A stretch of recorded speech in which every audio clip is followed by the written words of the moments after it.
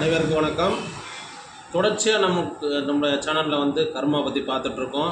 கர்மாவில் வந்து பார்த்திங்கன்னா நிறைய விஷயத்தை நம்ம தொடர்ச்சியாக பார்த்துட்ருக்கோம்.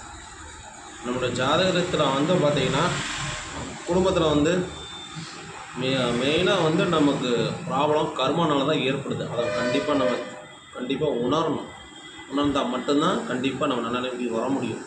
அதுனால வந்து பார்த்திங்கன்னா அதாவது வாஸ்துக்கும் கர்மாவுக்கும் 100% தொடர்பு இருக்குது. சரிங்களா?